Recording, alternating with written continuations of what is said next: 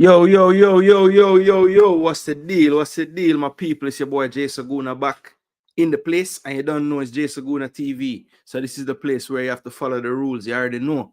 You have to like, you have to share the content, and you should consider definitely subscribing to the channel. If you love football, if you love breaking down football, talking about football banter, if you're a fan of Jamaican football, then this is a good channel for you to subscribe to. Yes, big up to all the people them working hard. What is it now? 1 o'clock?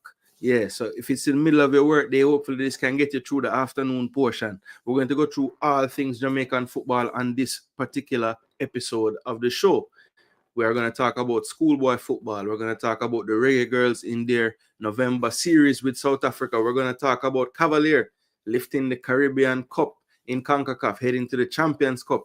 We're going to talk about the Reggae Boyz as well, those playing overseas, doing their thing. We're going to talk about some players who is scoring goals, who's playing matches. Yes, we're going to look at all these things, people. We're going to try to do all this in about 2 hours, because I don't know, afternoon time, kids have to get picked up from school, right? So, yeah, we're going to have this part of the show right now. We're going to start off with the Reggae Girlz and the window.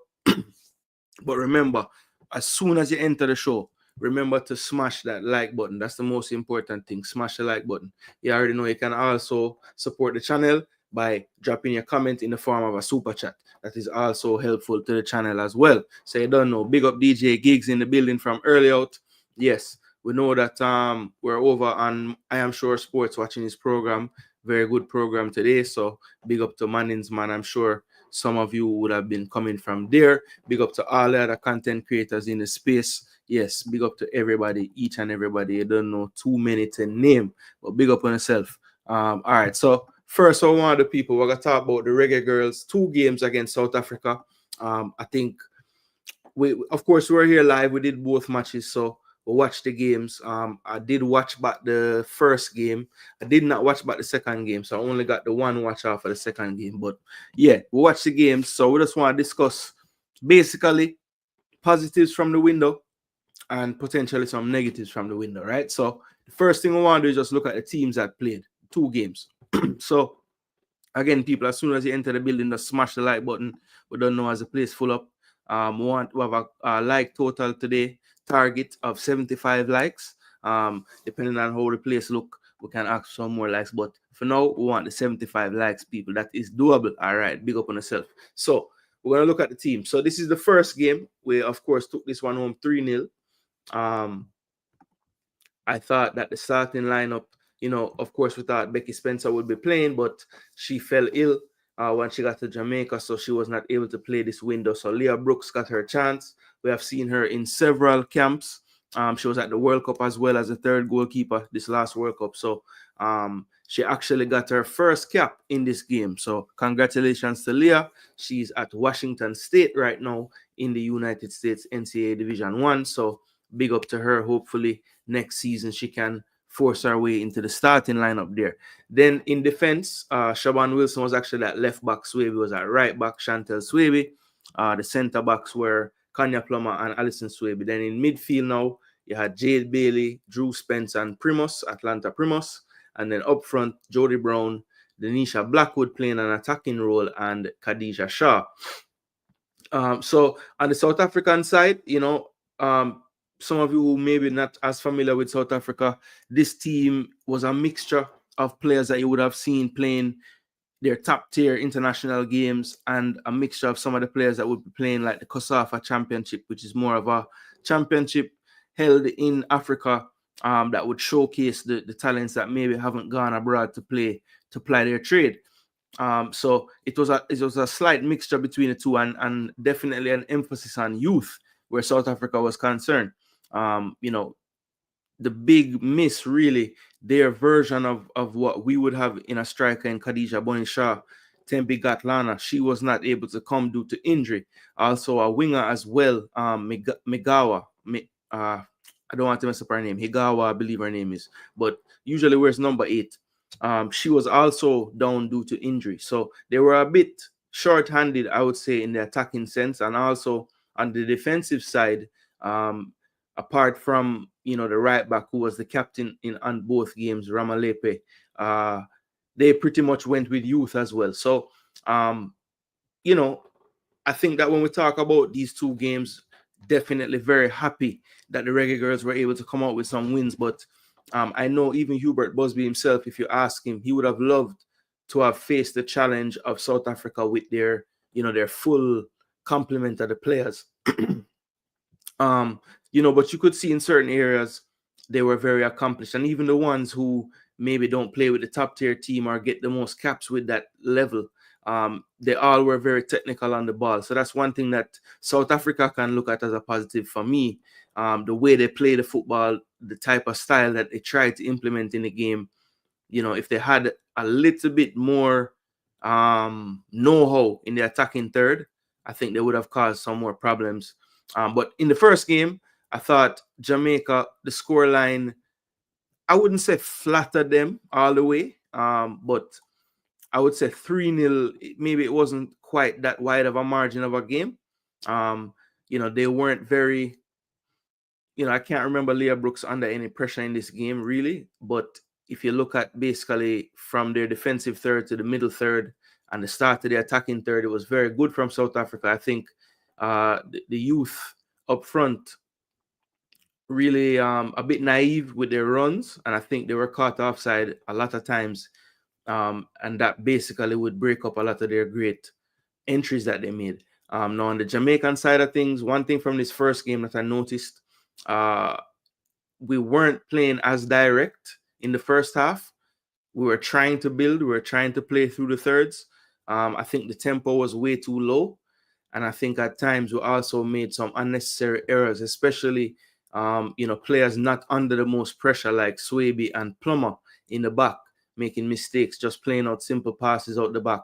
I think defensively though, the midfielders and the defense was pretty good. I thought they held a good line. They caught the South African forward offside a lot, and when they were breached, they had the athleticism to cover, recover, and make the tackle, break up the play. So, I think Chantel Swaby as a right back or a left back, I don't know if I'm really in love with it. If it's going to be a system where maybe the player who's playing on the opposite side gets into the attack and it becomes a back three in possession, then maybe yes. But if you're going to play a conventional 4, I don't think Chantel gives us enough if we ever do want to attack down the side she's playing. So that's just my take on Chantel playing at right or left back. I think she's much better and much more comfortable playing centre back. And honestly, I know you don't really want to take Swaby, Alison, her sister, out of the middle, but I feel like Alison has more of the skills and her style of play lends itself more to being a right back more than her sister. And she also has played that for her clubs that she's played for. So just something to think about. But the back line right now, the good thing is there's a lot of familiarity between the players. I do think that it's a bit worrying that the Swaby sisters aren't getting that much time with their clubs. Hopefully that can change for them. Kanya Plummer getting a lot of time at her club in Turkey. Sorry, not Turkey. In Turkey. But I thought she was on the ball. She left a little bit to be desired. I think in the second game it improved, but in the first game it was really, really a struggle for us to build out properly. And I think it made Bailey, Spence, and Primus on the ball maybe not show up as much because they weren't really connecting with the defenders as well as we would like. Now, when we got the most joy really and truly was when in the second half, of course, Shaban Wilson scoring straight from a corner. But in the second half, I thought Jamaica decided to go a bit more direct, and we were winning the first ball, winning the second ball. It was creating more opportunities, and Khadija Shah ended up getting 2 goals in that second half. And I think Jamaica pretty much controlled the second half a bit more. The first half, I would say, South Africa really and truly, gave us a good game. It just broke down in the final third for them. And I thought they did run out of gas as well in the second half. And I think their coach mentioned that, Miss Ellis, who has been with the team for a long time, and you can tell because they do play with a pretty distinct style. And then the second game, Jamaica faced them again at the same venue. quick turnaround. They played Friday and then Monday. So this was the lineup for the Monday game. Sorry. In goal, Leah Brooks again, as I said before. Chantel started at right back again. Naya Cardoza played left back. Kanya Plummer and Vian Sampson this time started the game. Alison Swaby did play defense though. Sampson played midfield, played number 6 like normal, and Drew Spence and Primus basically flanked her. Shania Hales was playing off the left in the first half, and Jody Brown was on the right, and Khadija Shah through the middle. So Sofa score putting players everywhere, but that's basically how it was. Wasn't really much turnover in the second game. I think they made one change. They pushed up their centre back into midfield. I thought she played a lot better in midfield than number 3, Gamede. And they brought in O'Malley on the back line, towering centre back. I thought that was a direct tactic to try to get some physicality against Bunny. Jody Brown Jody Brown seems to be the Cephas on the Reggae Girl side. Head always down when she has the ball. The number 2 at left back has a good game. Yeah. Naya Cardoza. Yeah, I was going to talk about her because she was one of the players that were brought in the when the whole thing was going on with the JFF and the Reggae Girls, and we had to basically put a squad together to play the Gold Cup qualifiers. And I thought Naya was one of the players that looked like the level was a bit much at the time, but clearly this past season in college she has developed well, and I thought she was looking a lot more comfortable this time around. I think it was helpful that in this particular instance she would have been amongst more professionals around her, which I think can tend to elevate your game as well, and perhaps with a better structure as well. Taking nothing away from Xavier Gilbert, but I think at the time there was a lot of turmoil going on. So I think it would have been a tough situation for any coach at the time to really get their players clicking. So just coming into this situation now, you could see she was a lot more comfortable. Definitely a very, very good athlete. I didn't see her at any time look tired. Looked like she could play a whole other game. So that's definitely a positive. And I think playing on that left side with it not being our stronger side definitely showed me something as well, because it wasn't like it hampered her play on that wing. So solid performance for her. Definitely somebody that we need to keep track of. I believe that she's a senior, so let's see what's the next steps for Naya moving forward. Vian Sampson played in midfield in the second game. She popped up with a goal from a corner, but South Africa were the ones to take the lead, and they had the lead going into halftime. One of their players that does play with the main team, Linda Motlalo, she scored in the first half after a really good move. I thought they made a very good adjustment South Africa in the second game. The striker really played more as a false 9 in the second game. It's almost like the coach said, look, clearly in that time in your run, so how about coming and linking up play? And that's basically how the goal came. She came and linked up play, played a nice through ball to the left hand side, and the cutback cross to the top of the box was really good timing by Linda to get into the box at the right time, and she finished. Brooks really had no chance with that one, and it was 1-0 to South Africa. So then in the second half now, I thought Jamaica again, kind of made it a point to play a little bit more direct. The coach did make some subs.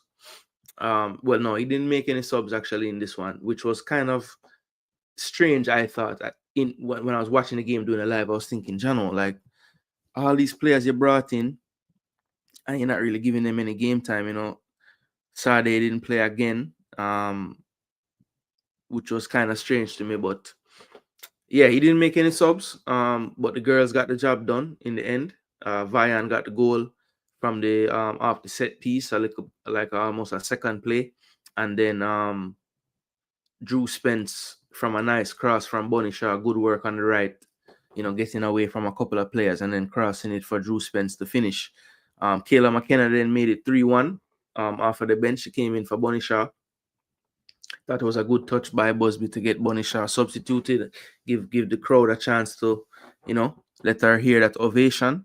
And a productive window from Bunny, 2 goals in the first game and an assist in the second game. So, continuing her form from City, which is what we love to see. And then Kayla came on and got a finish after a nice play by Jamaica. Some good passing. I think Denisha Blackwood was the one sending the ball through to her. So good goal, good finish, and then consolation from Motau off the bench for South Africa late. And that game ended 3-2. But I think overall positives for Jamaica. Just great to see Bunny Shaw back, honestly. There were people kind of worried about what was going on with Bunny because of the last window, and she didn't really wasn't available for us. So I think the fact that she's back and clearly putting out 100%. I mean, I thought her effort was really good in these 2 games. So I think that's definitely a positive. Bunny Shaw back in the contingent, back leading the team, and looking to bring her form from Man City over to the Reggae Girlz whenever she has the chance. Second thing I think was a positive for me. Again, the coach. I think that he understands that he wants to implement a more possession-based game. I don't think we're going to become Spain. I don't think that's his intention either. But I think he realizes that, in order to physically stay in games, you're going to have spells where you keep the football and you make the other team chase. Right now, it doesn't look the best, I must say. I know this is a positive, but I'm saying some negatives in the positive. But I think a positive is just trying to change the mindset. Yes, we can go direct to Bunny Shaw. That is not a bad tactic. But, teams will take that away at the highest level. And we saw that in the World Cup. Everybody was pretty much saying, why does Bunny look like this in the last World Cup? It's not a matter of her looking like this. It's just that when that's the only tactic you have, teams that are well coached and well drilled with players that understand instruction, they will take that away. You have to have another plan. So I think the more we implement at least the option of playing out, right, of playing through lines of pressure, of breaking the lines with passes, I think that will augur well for the future of the Reggae Girlz program.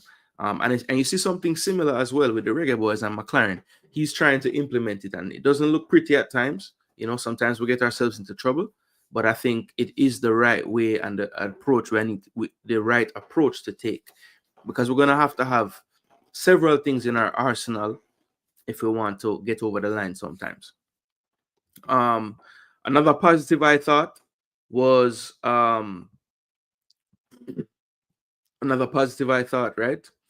was the fact that girls that came into the team, I thought it didn't really cause any issues in terms of game style, gameplay. Looks like players that could fit into the system, the likes of Shania Hills. I thought she had a decent window, maybe not as productive as she would like and some Jamaican fans would like. But I think that, the fact that she was on a lot of the set pieces, the fact that, she played a lot of minutes in this window, I think that is great for the future. She's been doing really well for her club, Newcastle, this season. So we'll keep on tracking her. And I think also Siobhan Wilson, I think, the fact that she hadn't really played any football, I think she has made 1 appearance for her club this season, coming off of an injury. And you could see she had a heavy bandage on that knee and that one leg. But, the more she gets into form and fitness, I think she's another one that could help, especially if we want to play different systems. I think she could play a little bit more advanced on that left side. So if we go to a 3-back, she's a left wing back option as well. Could play inverted on the other side as well. So, and she's very technical on the ball. Whenever she got the ball, she didn't really lose the ball, controls the ball well. I think the more she gets into physical shape, we'll see a better player. But of course, on that left side, I have a player that I think will just take the cake over there, and that's Taylor Hines. Asked about her in the press conference. I know she'll be back in the team in due time, people. So those are my positives, people. As far as negatives are concerned, I think my major negative is just I would have loved to have seen more people get a chance. There were players brought in this window that we didn't get to see play or play that much. I thought Peyton McNamara's appearance in the second game is noteworthy as well. I thought she looked very sharp. I thought she also has gone to a different physical level, looks quicker, looks to, basically just in a better physical shape. So that's something that is really good. I would have loved to have seen her play more. I would have loved to have seen Paige Bailey Gale get a game. I would have loved to have seen Sade get a game. So they were just players that I thought opportunities had presented themselves in this series, especially knowing the opposition and what they came with in terms of the personnel. It would have been a great time to give these players a chance. And I'm gonna put a positive in the negative, right? So I'm saying players didn't get chances, but Naya got a full 90 minutes, which is a big chance for her. So I guess he had to take his chances where he could, and he decided Naya was the one that was ready this window. Perhaps the next window it will be another one. But that's one negative. I thought this window really did present itself with opportunities for him to kind of, just see where the level of some of the players are. I did see Chanel Buckley come on for a slight moment in the second game. I would have loved to have seen Sade get some minutes as well. So, you can't play everybody, and I get that. So I understand that as well, coach. But yeah, I thought this window it presented itself with a time to look at players. But on the flip side, I understand as well. We're trying to implement a new system. The players who you want to use in the windows that matter the most, you want the most time for implementation with those players. So they're in the team, you have to play them. So you put a system with the players you want to see in it. So I get that as well, coach. So with every negative, there's a positive and vice versa. But listen, overall, solid window for the Reggae Girlz. We heard in the press conference they're looking for different opponents in the next upcoming windows. So we are very thankful for that. Hopefully all of that goes smoothly. And we know coming up there's some big engagements. I'm gonna do one show dedicated to the calendar itself. So in that show we'll show you how big the dates coming up are, right? But for today's show, we just wanted to break down the Reggae Girlz in a nice little segment, just telling you guys what I thought about the window overall. 2 victories, long time that didn't happen for Jamaica Reggae Girlz, so we're thankful for that as well. And long may that continue. All right, so Reggae Girlz, big up on yourself. We'll be tracking you guys all in your different professional careers, and we'll keep the fans up to date on what you guys are up to. All right, so let me big up the chat for a minute. Yes, number 2 had a good game. Absolutely. Cardoza MVP. Sekemar Buckley, big up yourself. Would like to see the twins playing with the first team. Yeah, Malika and Michaela. Yeah, good players. Bless up Cranky. Wagwan. Yeah, man, we're there. Everybody, big up Cranky Live. Subscribe to him channel if you haven't already. I'm sure all of you in here know Cranky Live channel though. Big boss Cranky. Big up the man them, says Conrad Smith. Big up Conrad. Bless up Jean-Pierre. Wagwan, brother. Big up yourself, Productive window, the girls look good. Agreed. Improvements can be made, of course, but yeah, man, them look good in terms of just the fighting spirit, and definitely I thought the philosophy was looking good. The execution wasn't quite there, but I like the ideas that I saw and the movements and certain aspects I did like. Bonnie lose weight, she looks a lot more fit. Yeah, well, she did say that this injury kind of gave her a chance for some introspection. And I think with introspection, sometimes, can come some great things. And I think a part of that was maybe, her training regimen and things might have needed improvement and refinement. And, you can see the benefit of that in what you're saying there in the comment. Yeah. Who do we have that can replace Jody Brown?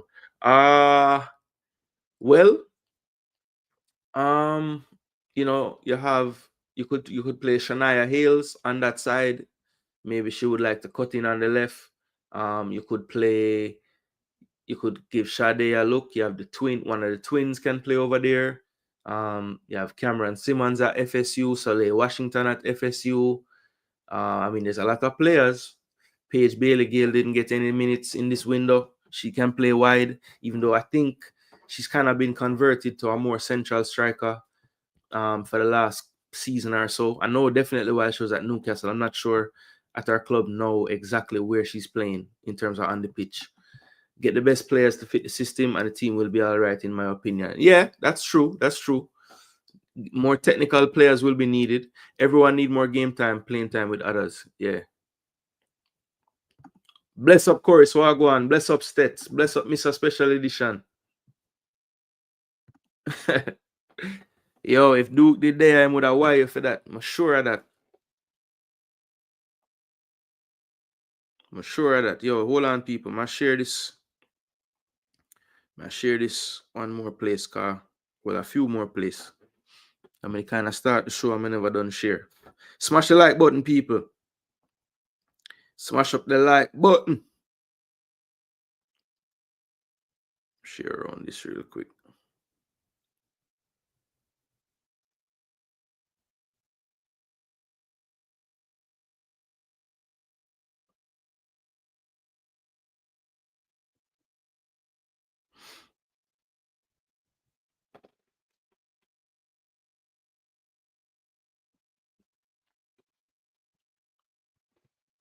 Buckley, Tiffany, Michaela Days, many others. Yeah, Tiffany Cameron. I never even said her name. And he was asked about her in the press conference, and he just basically said, you know, he had obviously know what Tiffany offers, and he wanted to look at other players, you know. So FIFA Club World Cup draw going on now. Mad for real. So Real Madrid them. All right, so the next thing we want to do on the show today, we're gonna talk about some schoolboy football, people. We're gonna talk about some schoolboy football for the clubs. All right, yeah, man. I'm gonna go on film me upon that. Wonder if I can turn it on upon this.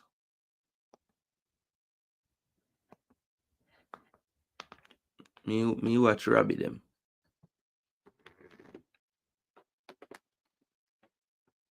So wait, Robbie has show the thing on him screen. Mad. Rate Robbie.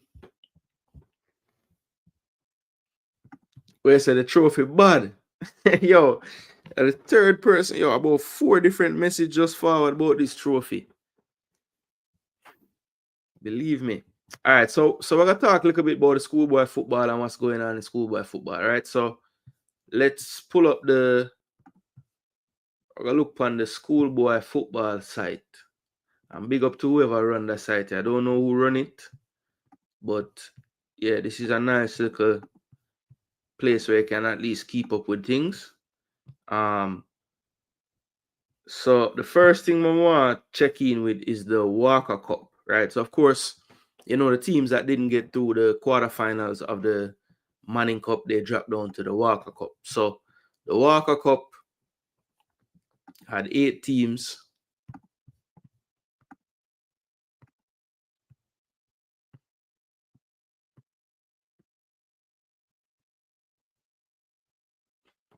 And basically the final comes down to today, actually in about an hour and a half, Excelsior versus Mona, right? So Excelsior versus Mona. Of course, Mona got by stats in penalties. Game ended 1-1. Mona beat them in the penalty shootout, and then Excelsior defeated Wolmer's 2-0 in the semi-final. Of course, my alma mater, Campion, fell to stats in the first round, or the quarterfinals, 2-1. But yeah, this game today should be a good one. Of course, a doubleheader today, so it's the Walker Cup and the Manning Cup final. So that should be a nice doubleheader if you're in Jamaica. I'm sure if you follow football, you'll be heading to this. But if you have the time, so yeah, what you guys think, people? Excelsior taking this one? Or do you think Mona, who some thought might be able to repeat in the Manning Cup, you think they leave with some silverware this season and take home the Walker Cup for Mona's first Walker Cup, I'm sure. What do you guys think, people? Excelsior taking this one or Mona? Excelsior have some bad ball, I know. Let me know in the comment section what you guys think. Because I don't know. I mean, I think Mona at this level with the team they have and some experience they have, Keshane Garden, Robina Garden. I mean, it's not Garden name. I know Robina Garden, Peralto,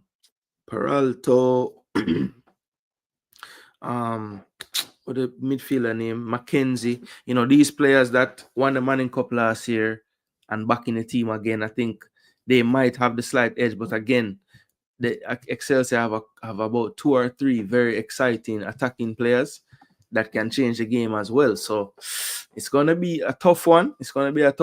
But I do think that that experience and that know-how that some of these Mona players have, and the Mona team in general just having that belief, I think that might get them over the line. So I will say Mona does take home this one today. I'm gonna say Mona win the game 2-1. 2-1 Mona. We say Butler going to be there, so they have this one. Saski Gooner. Wagwan. 13 corners to 0. Yo, tonight, Saski. Tonight we are run out to the EPL. Mona got this one, said Duke. All right. Excelsior is water crackers. Don't diss up Excelsior like that. Some good water crackers, though. Yeah, so that's the Walker Cup, people. But the big one today is the finals of the Manning Cup. Now, of course, the semi-finals I have to talk about a little bit. So the semi-finals was between JC, St. Catherine, and Heidel and KC. So KC, pretty much I knew that KC was going to win. I didn't think there would be much trouble for KC, even though they didn't get the second goal till very late. And Heidel had some decent chances. A couple from set pieces they probably should have put away. KC, to me, has been one of the more consistent teams, in the competition, and I would have put them to get past Heidel in this one. Now the other game is the one that I was a bit, on the fence about, because I know Jamaica College, they lost their goalkeeper Lynch. We heard Ferguson after losing the Champions Cup, or after losing in the Champions Cup, saying that ISSA won. You know what I'm saying? So you know how he feels about this whole situation with the goalkeeper that has been suspended for him. And we saw their second goalkeeper, nothing against the young man, but clearly not quite at the same level or even quite close enough to it. And he, trying valiantly, but had some mistakes. Now, in this game, this one ended 1-1. JC actually going down to St. Catherine first, and JC equalized. In the penalty shootout, St. Catherine held their nerve. 5 very good penalties. And one of the better players from JC actually, ended up hitting the crossbar and could not connect with the 4th penalty for JC, or with the 5th penalty for JC. Sorry. No, yeah, the 4th penalty for JC. So it ended up being 5 perfect penalties for St. Catherine. So they ended up going to the final, and the final will be today, actually. As I said, it's a double header. So the Walker Cup final will be the preview for the final, which will be between St. Catherine and KC. So this game right here, people, is a tough one to call. And the reason why I said that, as I said earlier, I think KC has been probably the most consistent team throughout the competition. But I think St. Catherine has had maybe some of the most eye-opening performances in the competition. So on a day, I feel like St. Catherine can turn up and just turn over a team. Now, sometimes in a final, a team might not play their best. And if to me, the team that will get through that better would be KC. But again, St. Catherine have the ability and the quality. If they play their best game, they can turn over KC today. But I don't know who to go for in this one, people. What do you guys think in the comment section? St. Catherine versus KC for the Manning Cup final.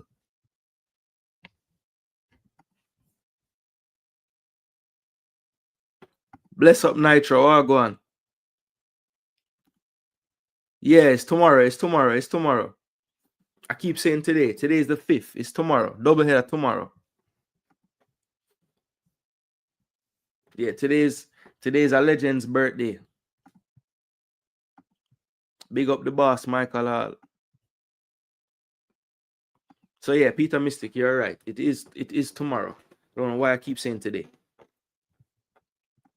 But yeah, this game, people, want to think about this game. St. Catherine versus Kingston College. Daly and Smith and Martin and then St. Catherine Gentles, Young.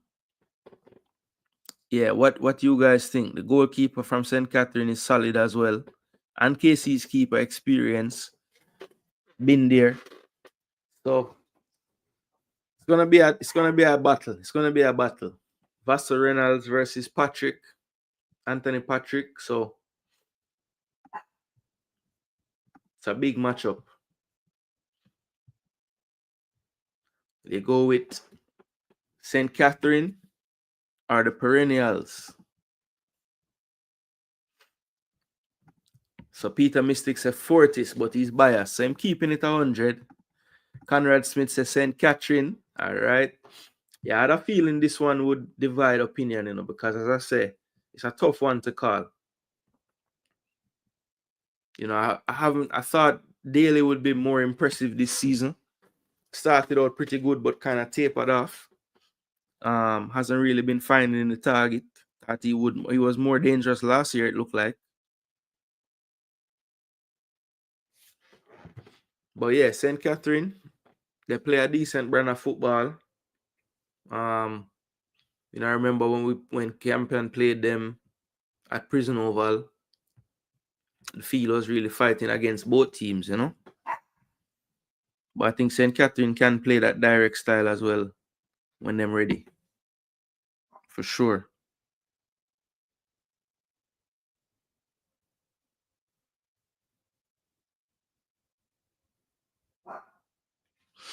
Yo, man, them are some joker star. So yeah, St. Catherine and KC. Now let's check the rural area competitions and see what's going on. So we have Ben Francis.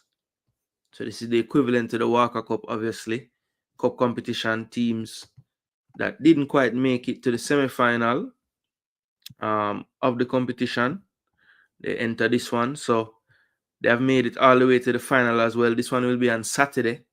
And, surprised to see them here, but it's going to be Clarendon College versus Stets. Now, Clarendon College, of course, a bit of transition for them this season. A lot of the players that you would have known from the past couple of seasons, they have been, back-to-back champs, of course. They're not around anymore. And it was a bit of a, some of the younger guys coming up, perhaps, losing some players, that can take a toll on any program. And then Stets is who they will face after beating a tough opponent in Frome to get to the final. Clarendon got by Denby, who, were somewhat the darlings of the DACOSTA Cup at a time this season. So, Clarendon College versus Stets for the final, people. I am not going against Clarendon College. I am sorry, I'm not going against Clarendon College. I thought going into this competition, I gave Central as one of the best chances to get through to the final. And when I saw Clarendon turn them over, I said, okay, maybe Clarendon finds something now in this part of the season. So I'm going to stick with Clarendon. I thought Central was going to take it, but since they're out, I'm going to say Clarendon. I think Stets will be a very tough opponent, but I just have a feeling that Lenny Hyde is going to get them over the line. So Clarendon College to take it over Stets.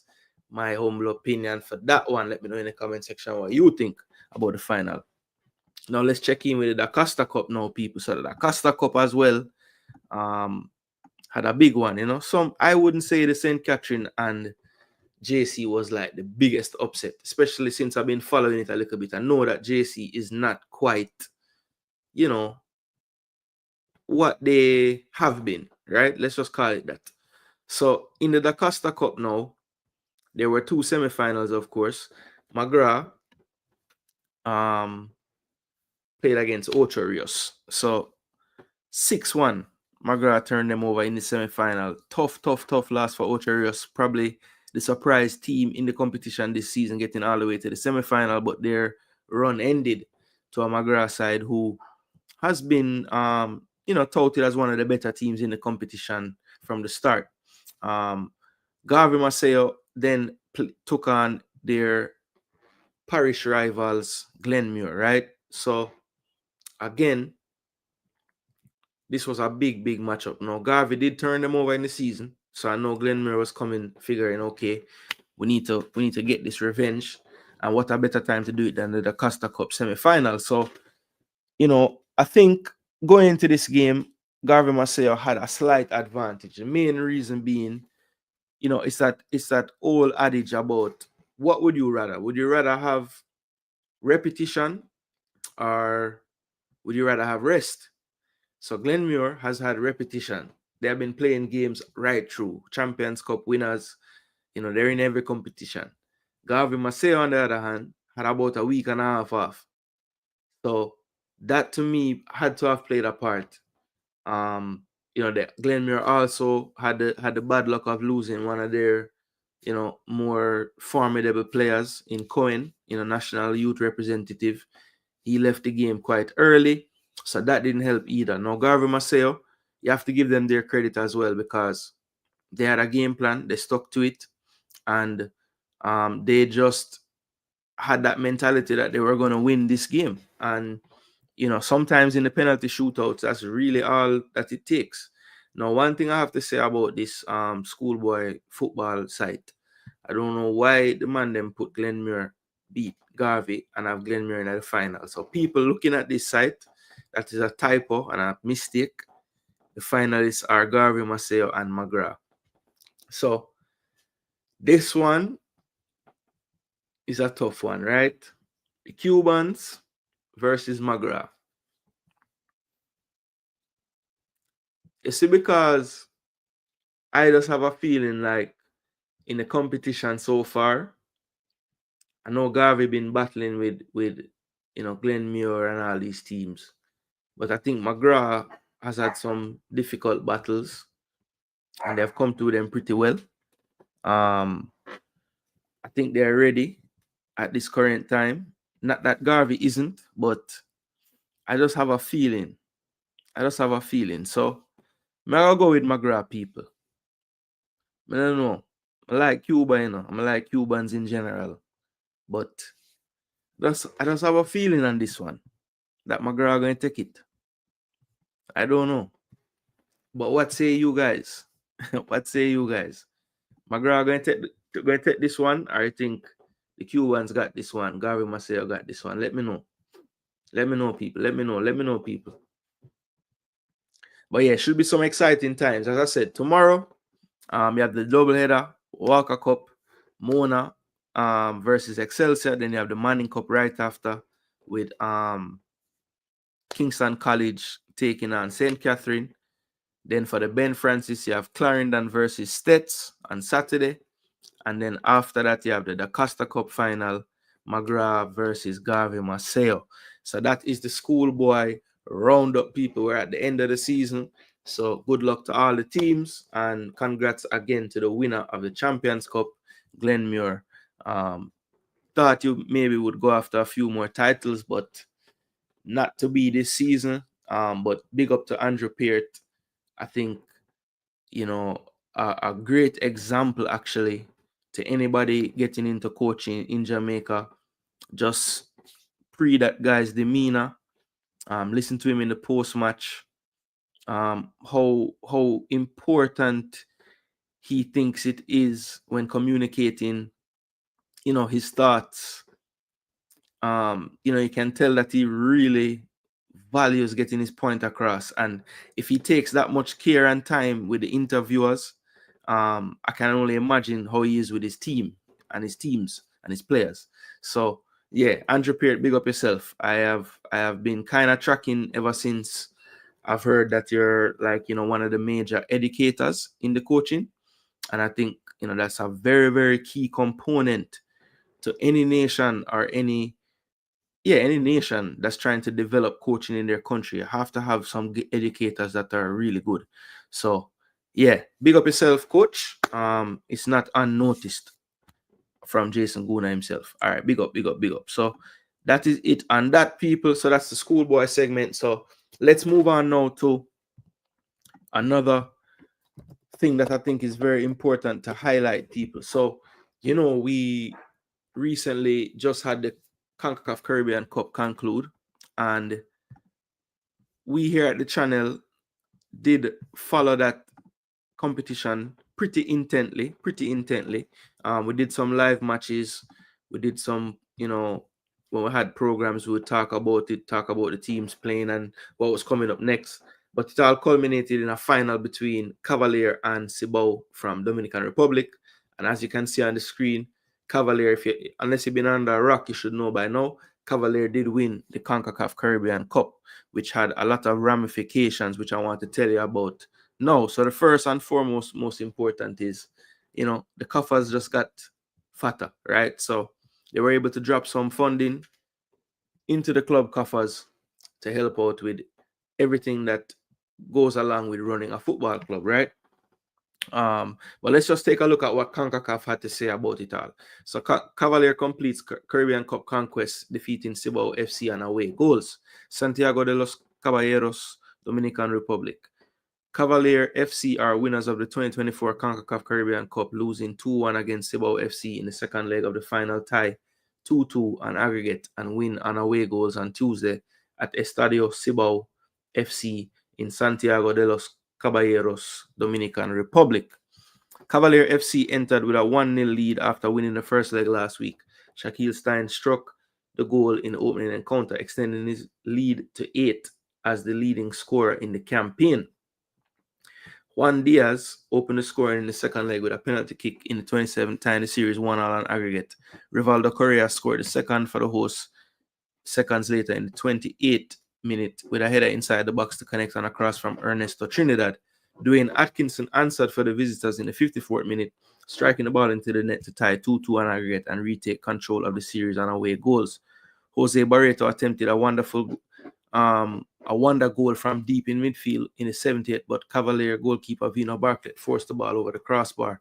Yeah, that was ricochet off, I think, Watson head. Yeah, that was a good save. Orlando Russell nearly put the series to bed in the 84th with a promising look inside the box, but was wide of the left post. Poor finish from Russell there. That's the player that came on and then was substituted afterwards by Speed. So a tough night for Russell, but happy that they won the trophy. Edipo Rodriguez struck from outside the box in the 85th, but was denied by Bartlett. Drama ensued in the closing stretch as Jalmar Calvin was denied by the right post after finding isolation inside the penalty area. The Dominican Republic side had a few last looks in stoppage time before Bartlett captured the ball for the last time, ending the night with 3 saves as Cavalier withstood the pressure to win on away goals. Runners-up in the 2023 edition, Cavalier FC completed a comeback effort to return to the final and win in the CONCACAF Caribbean Cup.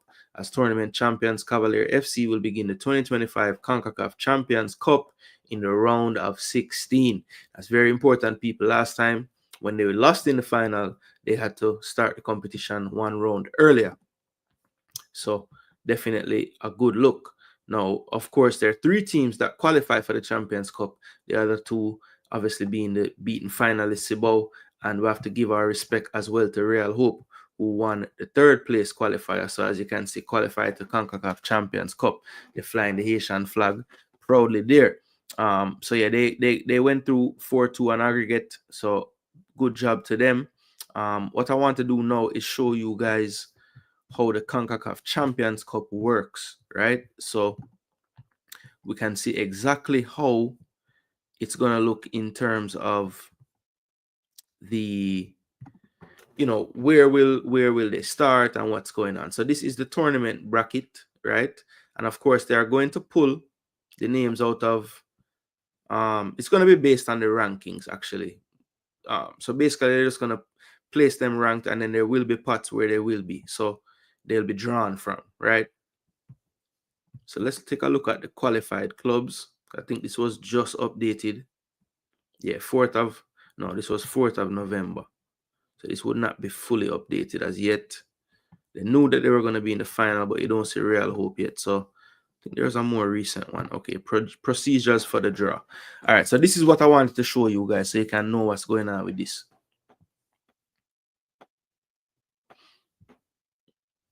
Yo, so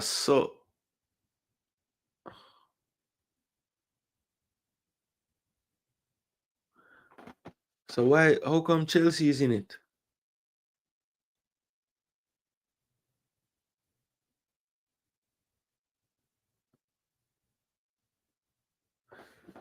So when them gonna play them game? Oh, yo, somebody can explain to me how Chelsea is in this? What did they win?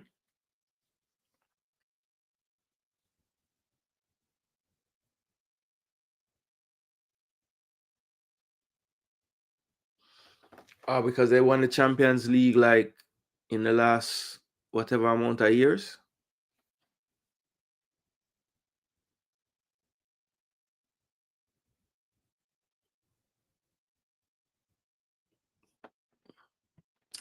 Yo, I don't get it. Yo, somebody please explain to me how Chelsea reached to this. Yo, Arsenal should have done this to box cover. But we don't win nothing. So how the hell we reaching it? FA Cup winners from whenever. Yo, but this look like but this is a full World Cup, brother.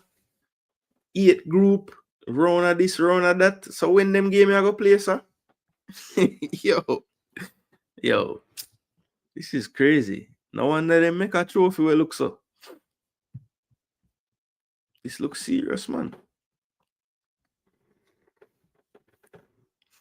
All right, so this is basically the bracket and how it looks. So basically, remember last year not Jamaica. Last year Cavalier would have entered in round 1. So you see round 1 outside the round of 16. So we would have been, one of these teams on the outside. But now we are gonna be one of these teams in the round of 16 already. Now I don't think we'll be one of the seeded ones because I think it's only the top 5 ranked teams would have been seeded. So we won't be placed there. So we'll be either here, No. All right, memory. All right, so this is happening Tuesday, December 10. So next week, people. I won't be able to do a live stream to this, but we'll definitely do a program on it, maybe that night, Draw determines the part of each club to June 1st final. All right. Fans can follow the live event on CONCACAF's YouTube channel starting at 7. So, maybe I'll do a live show, people. 7? That's doable. That's doable at 7, I think. 2 slots are available. All right. So CONCACAF has announced the procedures that will govern the 2025 CONCACAF Champions Cup draw. The live made-for-TV event in Miami will take place on Tuesday, December 10. Will determine each club's path to the final of this elite club competition. The 60th edition of the CONCACAF Champions Cup is shaping up to be a historic one, as some of the region's top teams, including Club America, Guadalajara, and Cruz Azul from Liga MX, Lionel Messi's Inter Miami FC, Los Angeles LAFC, and LA Galaxy, and Costa Rican powerhouses Alajuelense and Herediano have already secured a berth. The tournament continues to be played in a direct elimination knockout stage format, including 5 rounds and 27 clubs. The first 4 rounds, round 1, round of 16, quarterfinals, and semifinals all include home and away play, while the final, where the region's champion is crowned, is played as a single leg match. The 11-round 1 series will be played in February, followed by the round of 16 in March. So that's what we need to pencil in, people. March is the next game for Cavalier in the competition. It will be home and away. The quarterfinals in the first half of April, semis in late April and early May, and an epic final on Sunday, June 1.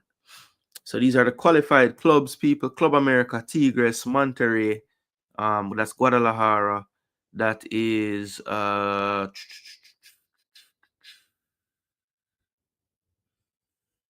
Damn. Forget the name of that club. That's Cruz Azul. What is the name of that club again?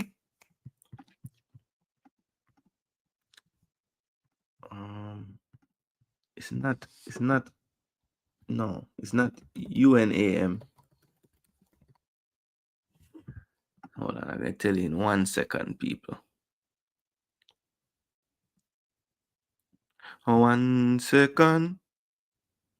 Pumas. It is UNAM. My bad. So yeah, all right. So Club America, Tigres, Monterrey, Guadalajara, Pumas, Cruz Azul, Columbus Crew, LAFC, Colorado Rapids, Sporting Kansas City, Inter Miami, Vancouver Whitecaps, Antigua out of Guatemala, Real Esteli, I think they're Honduran. Then you have I think no, I have to check Real Esteli real quick. I don't think I want to make sure it is Honduras. Okay, so Real Esteli is Nicaragua. See there?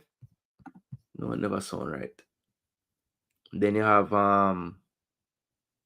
Antigua from Guatemala, Herediano from Costa Rica, LA Galaxy, Alajuelense from Costa Rica. I think that club from Canada is who? That's not Forge. I'll tell you who that is in just a second. It is Forge, all right. So I had that right.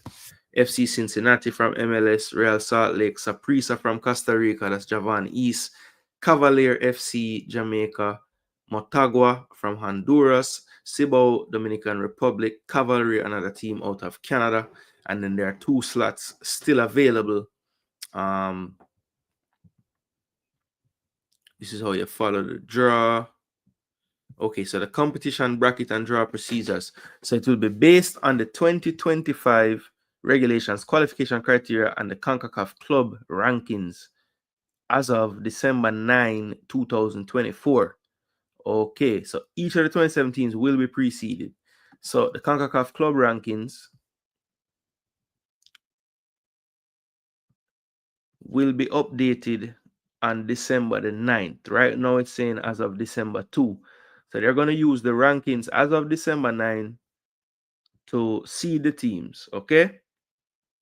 So the champions of CONCACAF's 3 regional cup competitions, as well as the Liga MX champion with the most accumulated points, and the MLS Cup champion have received a bye to the round of 16, rewarding their sporting merit. These 5 clubs are, so they don't know who won the Caribbean Cup as yet, which is not true. Cavalier has won it, right? So Cavalier is there. The Central American Cup, if I'm not mistaken, is tonight. Or maybe it was last night. Let me check. I'll tell you guys in just a second. I know it was Real Esteli. So let me see if they win.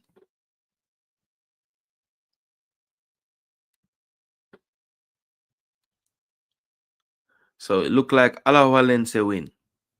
So Alajuelense, Automatic, and Cavalier, as well as Columbus Crew, Club America, and one of either New York Red Bulls or LA Galaxy. Big up to Corey Burke, and good luck. Hopefully you can take home the trophy. New York Red Bulls will pull for you for the championship, right? So basically it's going to be Alajuelense, Cavalier, Columbus Crew, Club America, and one of New York Red Bulls or LA Galaxy, right? So we can kind of look now. So I'll show you guys the rankings right now. Now it's going to change on the 9th. So maybe it's not smart to do so. But let's say we are the 5th highest ranked team. That means we'll be round of 16 matchup 2, right? So when we saw the bracket earlier, round of 16 2. So we're going to play the winner of A2 and B2. Now that is if Cavalier, as of the 9th, is ranked the lowest of those 5 teams. Now Cavalier is definitely going to be ranked lower than. As a matter of fact, I'm going to look right now and see something. So Alajuelense is ranked 41.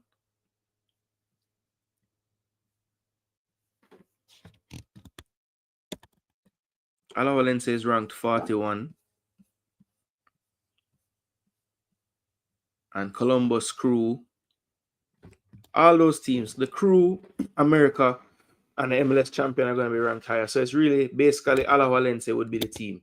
Now, if they are ranked there, I know Cavalier just won the championship, so they might jump up into the 70s or so. But right now they're ranked 86. So people, we can pretty much say with certainty that Cavalier is going to end up right here in the bracket, people.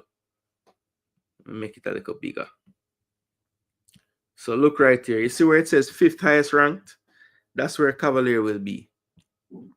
So when the draw comes next Tuesday, we need to look out for A2 and B2. We need to see who those teams are. All right? A2 and B2. That's who we're going to face. Or that's who Cavalier are going to face in March. All right. That is nice. That is nice. So we'll put a little clarity to it. So it could be any of these teams, people. Any of these teams. Cruz Azul, Pumas, all these teams. Any of those teams. A2, B2.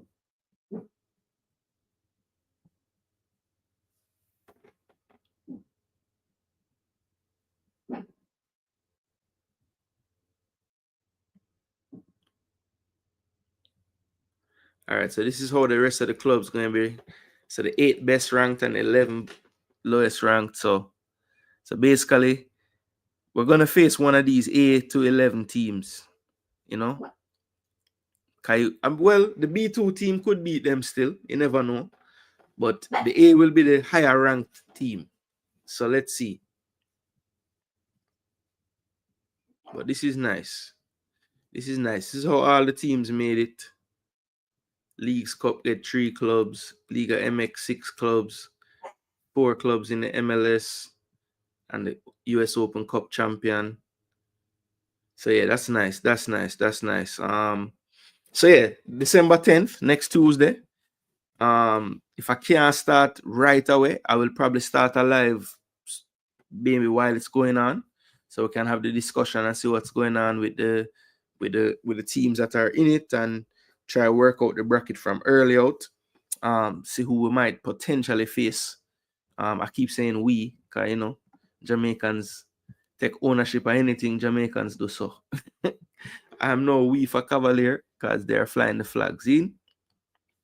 But well done to Cavalier. I thought, you know, just on the football side of things, if we just talk about the games, you know, we had the live, so kind of discussed the game, the first game, but the second game, you know, we never really did any post match. So for me, the second game, I thought, you know, Mr. Speed, after giving him his credit, you know, he kept his cool. I thought it could have gotten to panic stations when that second goal went in, especially. You know, it just looked like the tide was never going to change. It just looked like one-way traffic at that point. But you know, they were able to settle down, and I thought with a few adjustments after conceding the second goal, you know, we really saw a much better outing. I thought, you know, knowing that they were gonna go at them in that game, let me get this off the screen. Knowing that they were gonna go at them in that game, I think that he was mindful of that, and I thought he came out with a little more defensive type of system. You know, it was clear that he was playing more of a back 5 to start the game compared to the normal back 4 that we see from them typically. You know, a lot of times when they're in possession, it kind of converts to a 3, which sometimes in transition can become a 5. So it's not like they're not comfortable or familiar playing with that type of shape, but typically he doesn't start the game with that type of shape. So I thought the fact that he did so was just a bit of a nod. I know they have it as a 4-2-3-1, but listen, me, I watched the game, people. I'm telling you, it's 5 he must play at the back because J. Lloyd Smith was on the back line. I think how it was at the beginning, I think Leng, Was Leng to the right of King? I know J. Lloyd Smith was to the right of the three in the three centre backs. McCleary was a right wing back. Ainsworth was a left wing back. I want to say Leng was more left of King. So King was kind of in the centre. I want to say that's how it started out. And then Watson and Allen in midfield. Calvin, Atkinson, and Stein kind of holding down the fort in a more attacking sense. Calvin more to the right, Atkinson more to the left. And that's kind of how they started the game. Then when the 2 goals went in, what it looked like he did to me, kind of switched around the back line slightly. He put Leng on the other side of King, put Smith on this side, and kind of slightly pushed up Ainsworth into midfield a bit more. So he kind of went more to a back 4.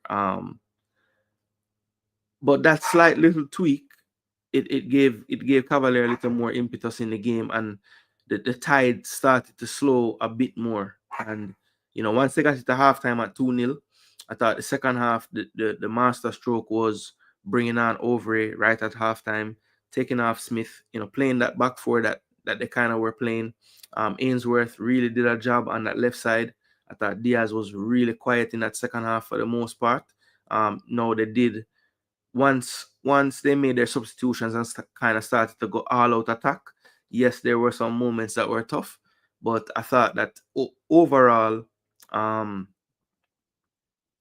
Cavalier did enough to get the tie won. The away goals was always going to come into play. I think that's one of the reasons why maybe people thought the approach was a bit off in the first leg for Speed, but I think having that in his back pocket, having kept them to a clean sheet in Jamaica, was a part of the reason why he could employ some of the tactics he was able to use in the second game. So in the end of it, he had the last laugh, and I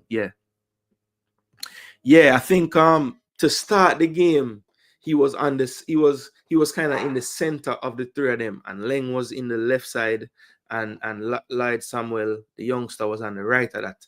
And then once the 2 goals happened, he switched King and Leng, right? And King was more kind of to the left side, and then he had J. Lloyd Smith playing a more typical left back. Ainsworth kind of pushed up into left midfield more area, and he kind of shifted it a bit to more of a back 4, and that's how he ended the half. And then when he came out in the second half, it was still the back 4. The only thing was he took Lloyd Smith off, dropped Ainsworth to left back, and pushed Overy to left midfield. So yeah, that's what I thought I remember seeing. Maybe I'm just making up the part about Leng being on the right of King in the beginning, but I feel like I could have swore that's how it was at the start, because King was in the center of the 3.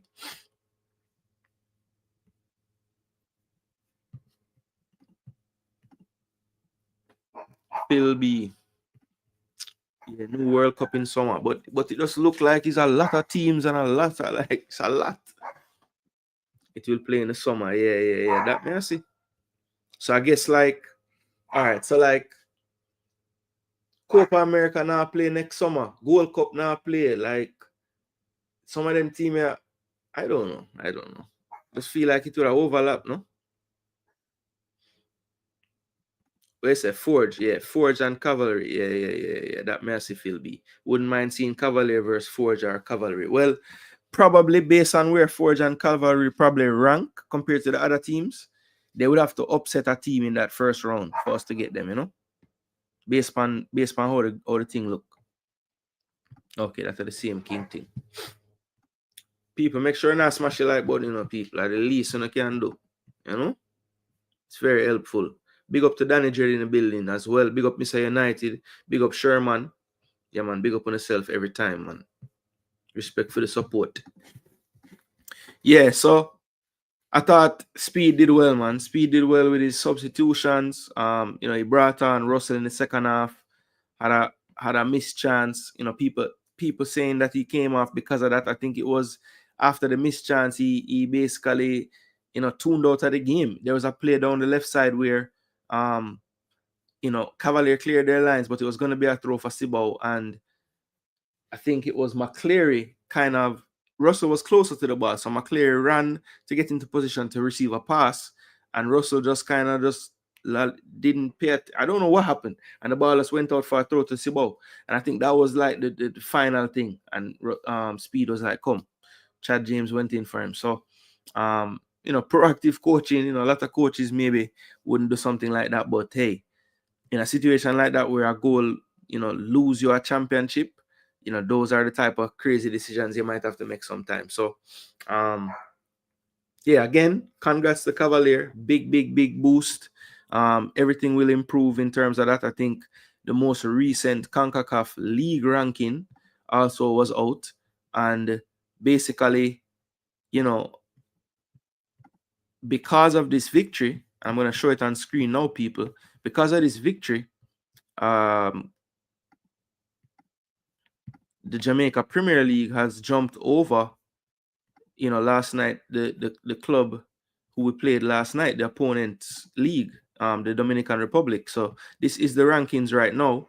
Liga MX in first, Major League Soccer in second, very close though. It's getting a lot closer there.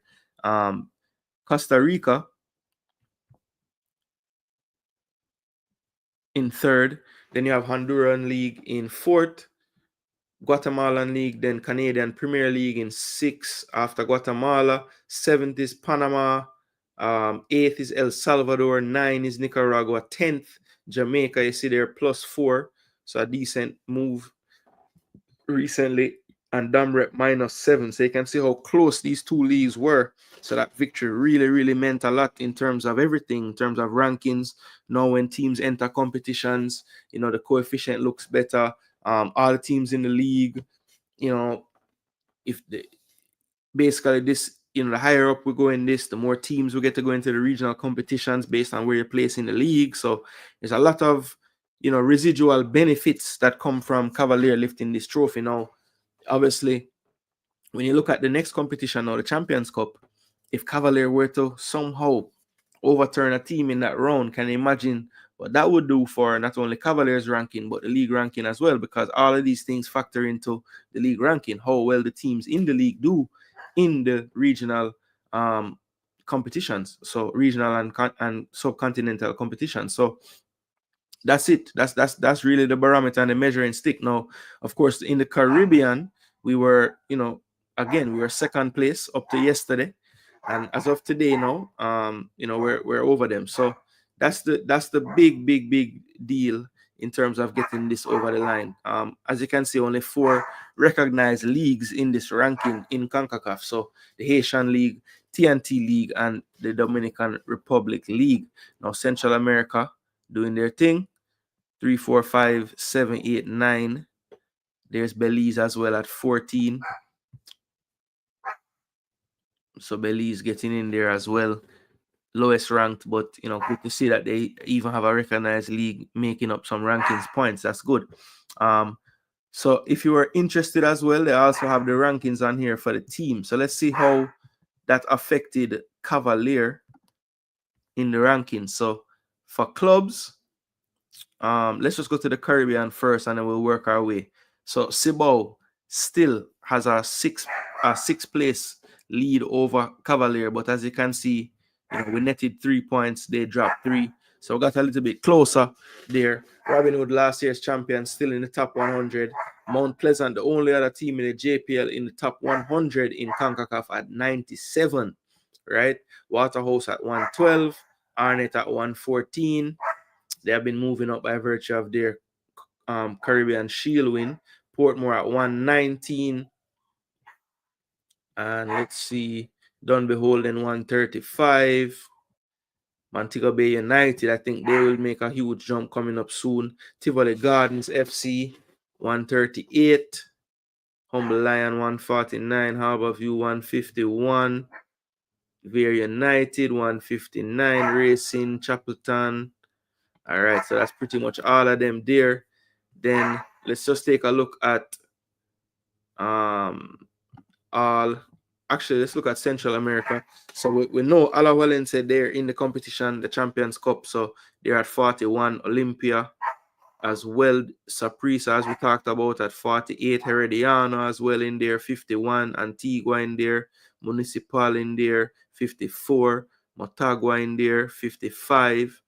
Salah, who didn't quite make it, but they're another good side. AD San Carlos, Comunicación is a good side. Maratona, perennial side in Honduras. So these are all the top teams in Central America, people.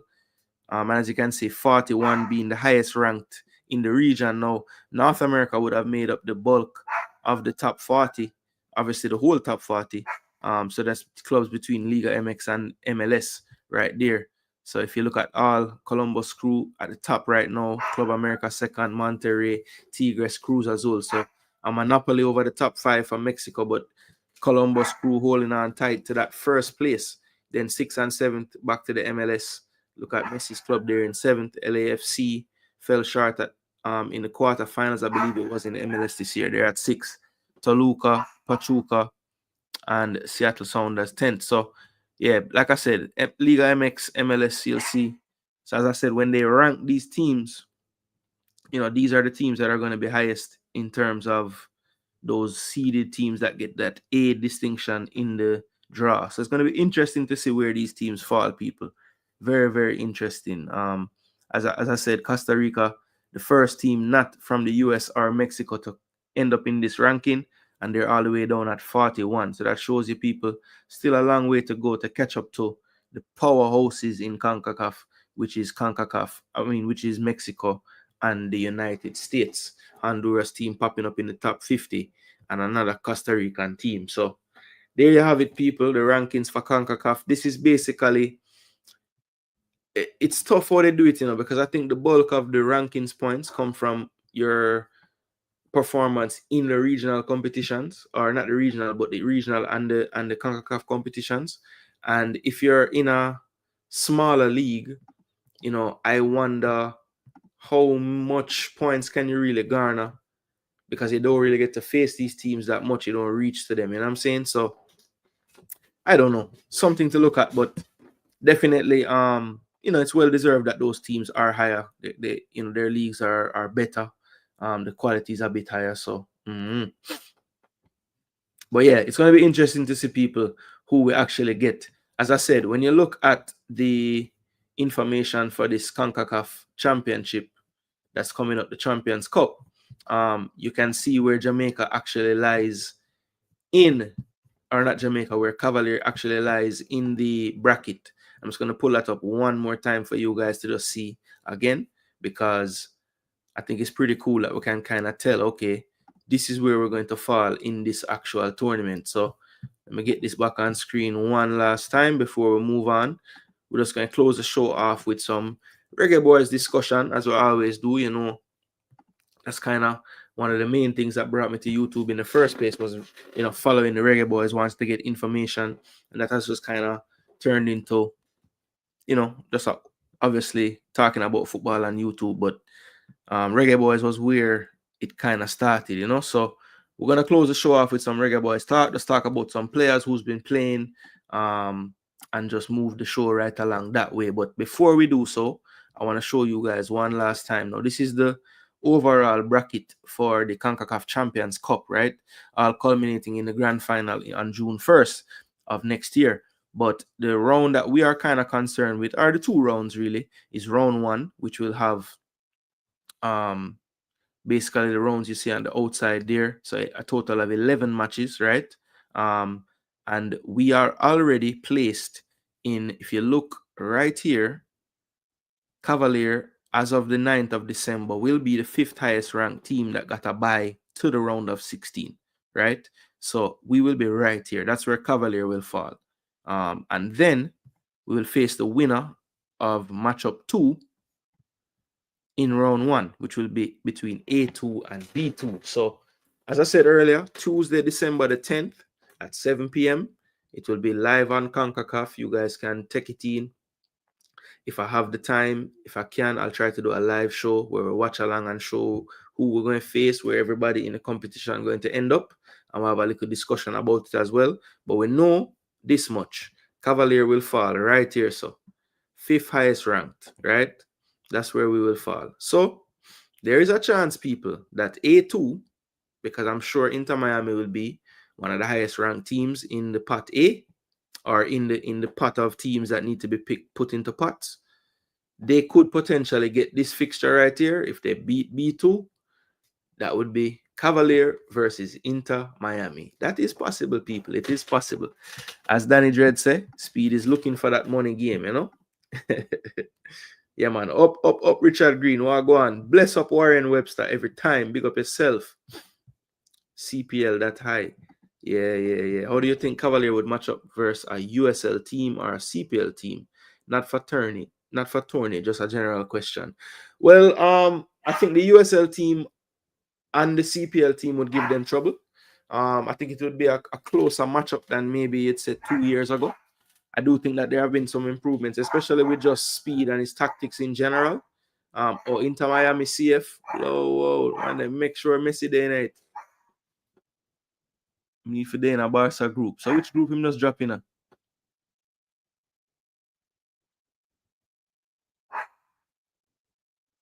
Blind me blind. I'm them not put him in a group yet.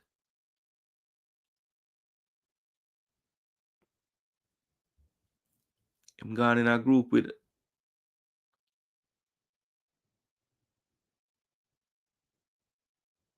AHL. So they might tell you which group. Oh, they have to go in a group A. A4. So that's Palmeiras, Porto, Al Ali FC, and Inter Miami. Yo, the man them a try set the thing for Messi reach, you know. Yeah, look on that group there.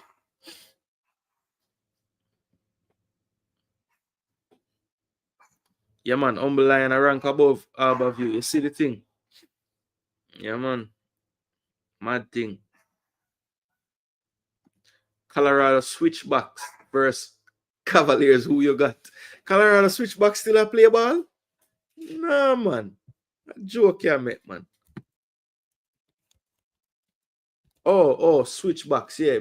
You know, when you say that, for some reason, me I think about Foxes, you know. Brother, what me I think about? Yes, Switchbacks obviously still playing ball. Them just win a trophy, the championship as well. So big up to Speedy and Maggie. Well done. But yeah, I think Colorado Switchbacks probably beat them, you know? I swear. If you do a two-leg thing, just like what them are doing at this, I think Switchbacks beat them. Yep, I honestly do. Because we see on a Forge they just play. Is Waterhouse them they play? Or it wasn't Forge, it was Pacific. Brother, the man them all way and kill me with ball over for them place. My gosh. And I would say Canadian Premier League and USL Championship probably pretty close, you know, in terms of level. Oh, you say how? Boy, that's a good question, you know.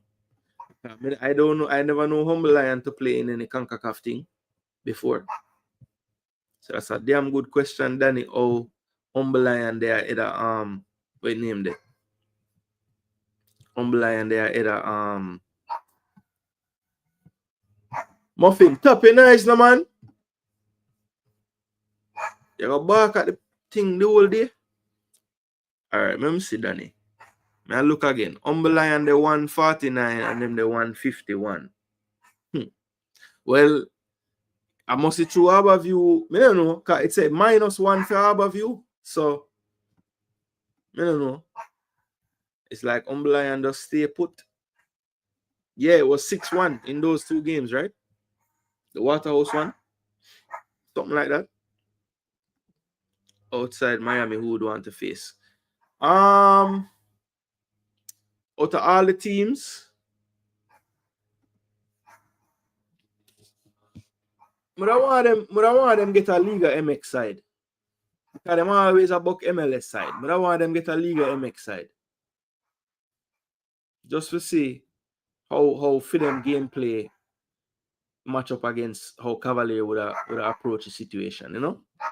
Just to see a different game style I go against Cavalier. Because I guess it's kind of similar to some of the Central American opposition they might face or the Spanish-speaking Caribbean nations, you know? But not quite the same. Mexico kind of have their own thing as well. Especially at the Liga MX level, because them have sprinklings of South America going on in the league and stuff. So Yeah, maybe like a Cruz Azul or a Monterrey or one of them side there, you know. Muffin, please. You're literally a part of the show. Would Messi fill the stadium? I think so. I think so.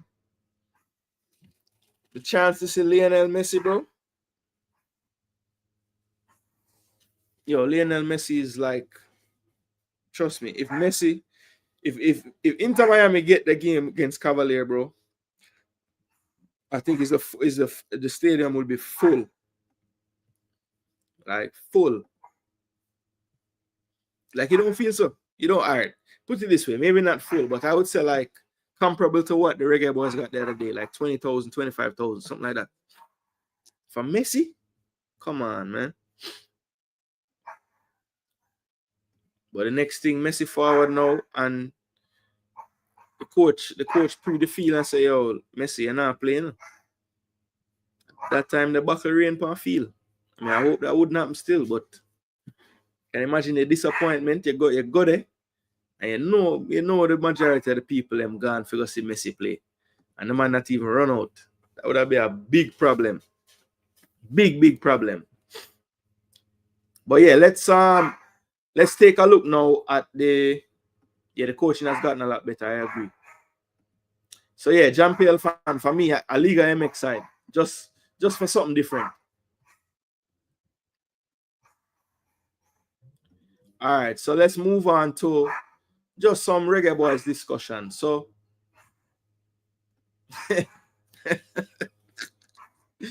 Jaja, the rubber them gone clear.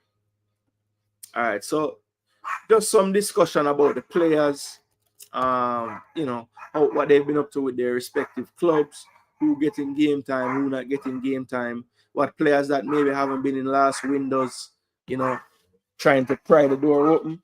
You know, we have a little bit of time until the next international window, which will be in March. So, you know, ample time for players to, you know, get on the radar. The coach change his mind. Yeah, hold on, people. This is not.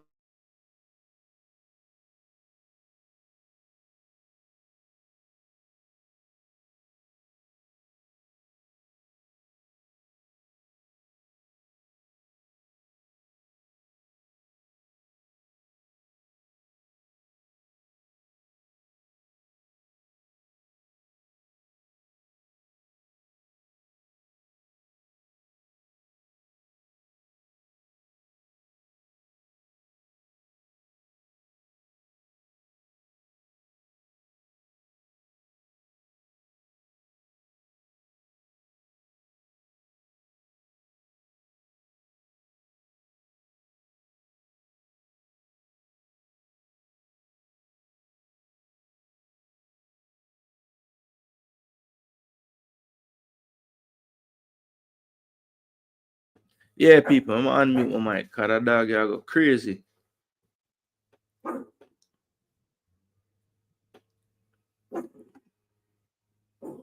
So Phil B said, what I going with Leon season? I go rough for him. Yeah, it a go on bad. We say, how about you sucks, Jano? No make Dre here say that, you know. Big up Dre. Full. Just make him be on the plane. Yeah, man, I tell you. The minute that brother the land, man, all the airport might full than the dread. I tell you the truth. What breed is a little doggy? So this dog is a mix. So it is a Yorkie and a Maltese mix. So it's a little small 10-pound dog. Very sweet though. Just don't like landscapers for some reason. So anytime yard work I do, beer barking. No man, you can't call them dog the ratty. Ratty is when you don't know. You just see a dog and it just look mixed up, you know. I actually know it was bred. It was bred that way.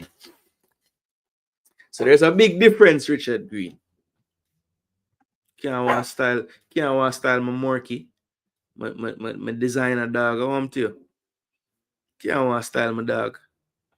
Alright, so Jamaica people. So somebody asks it. So make a look. We're just gonna look for players, you know, people. This is just going to be a a less structured part of the show. We're not too stay upon no we're just gonna have a general topic, and that topic is Jamaica Reggae Boyz players. So Leon Bailey.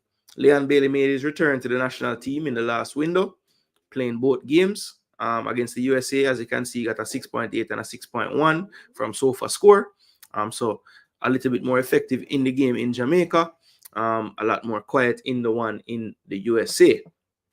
Then returned to Aston Villa, had one of his better games against Crystal Palace.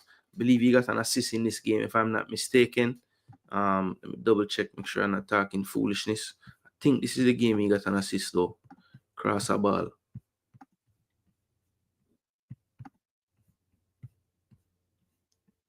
No, I'm never getting an assist in this game. But he played better in this game. I remember this game being a good performance against Crystal Palace. That was right out of the window. And then, you know, I think it's been kind of up and down. I thought against Juve, he was relatively quiet. Got a 6.8, also decent. This Chelsea game, definitely, I don't think anybody on Villa had a good game. They beat Brentford 3-1. I thought in this game, he played a little bit better as well. You know, but again, I think that the most telling thing for me so far this season for Bailey, and you ask me, you know, like what's going on for his season. Let's just take a snapshot of this last game against Brentford, right? So 6.8, not bad, not terrible. You know, nothing wrong with a 6.8 in the Premier League, starting a game that's decent. 65 minutes played, so not really, you know, that first wave of subs. Whenever he starts the game, he seems to always be in that wave. So he's coming off a little more frequently, and we thought maybe with the departure of some players, you know, that would be something that would happen less with Bailey this season, but we haven't really seen that. Partly down to fitness, of course, because he hasn't really been fully fit for most of the season. But 65 minutes played, expected assists not bad, 0.28, expected goals 0.09, so not much there. 31 touches. Now, this is the part I think last season, with the tricks and the skills and the dribbling and everything and the goal contributions, I thought his retention rate, ball retention, really was very good for him. You know, it's something that I've always talked about with Bailey, even when he was at Leverkusen scoring goals and stuff. I always would look at his stats and say, damn, he lose the ball a lot, you know? And I know when you're a creative player, that's going to happen. But even for a creative player, it seemed to be on the high side in terms of losing possession, right? And I think that's something that last year with Emery's style of play, because, you know, it's imperative that they keep the ball, they keep a high line. If they lose the ball at the wrong time, counterattacks kill them. So it's really, really important that they don't lose the ball in those moments too frequently, at least. 10 out of 16 for 63% on this day. He tried 2 crosses, wasn't successful. At 3 long passes, made all 3. Very good. He had 1 shot on target. Now, this is another stat that I think is very telling this season. If you look at his attempts, and actually his success rate on dribbles, it is down drastically from what he's been in his career. And I think when you take that aspect out of his game, you know, that's kind of his superpower, right? So when you take that out of it, how does he separate himself from any other player? You know, it's very tough for him to now differentiate himself as a player. What he brings to a team is if he's not effective in the 1v1 situations. That's really why you would play Leon Bailey. If he's not doing that well, then it's kind of tough for any manager to look and say, okay, I'm going to play you every game. I'm going to play you 90 minutes every game, because that's really what you're supposed to be doing. And I think with the injuries, the lack of burst able to come from him just based on maybe him not being so sure about how his body's going to react, I think that all ties into him not being as successful taking on people, right? He's 2 out of 7 on his ground duels, 1 out of 2 on his aerials. Now, earlier in the season, I was even getting onto him because I thought there were times when he wasn't going into duels at all. So you would have games where he's played 80, 70 minutes and had like 3-4 duels total. And that's kind of hard to do in the Premier League when typically it's a lot of transition in the Premier League. It's a lot of action. And so, you know, if you're playing a long stretch of time, you should be going into a certain amount of duels, I would think. So that's better that he went into 7. Now, the fact that he's not winning them, you know, it is what it is. But it needs to be more active, I think. 16 possession loss out of 31. That's another thing.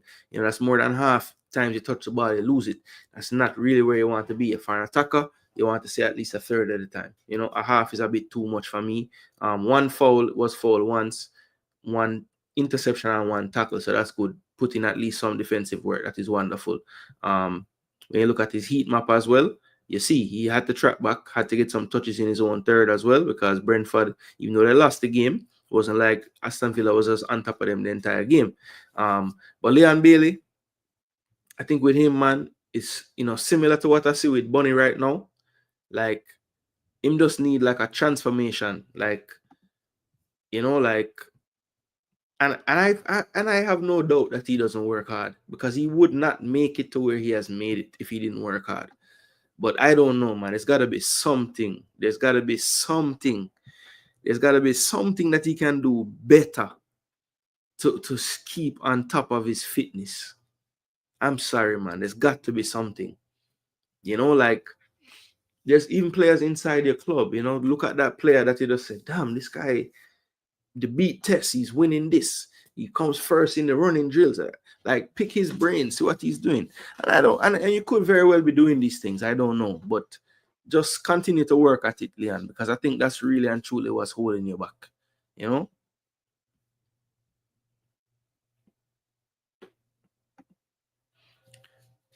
That could be it, Danny. But the thing is, me don't know. Well, I guess this, me don't know if they can, if she can smell the scent from Inyasa. Where I say feisty. She have her moments. She calm most of the time still, but other certain things kind of trigger her. She not like certain things. Bless up, float. What go on, my brother? Yeah, man. She had the baddest thing on the black, Danny. I mean, Peter. All right, so that's Leon Bailey. This season overall, though, you see the stats 6.69. If you compare that to last season, he was in the green. He was getting a 7.13 as an average over the entire season. So lots of work to do if he's gonna get back to the levels of last year. Not many green performances this year. It's a lot in the yellow, and then even some of the dreaded orange as well. It's almost like every 5 games or so, it gives you that one green, and then it's pretty much been below par for his standard in the Premier League last season at least. But when you go back to 22-23, it's kind of on par with what we were seeing then.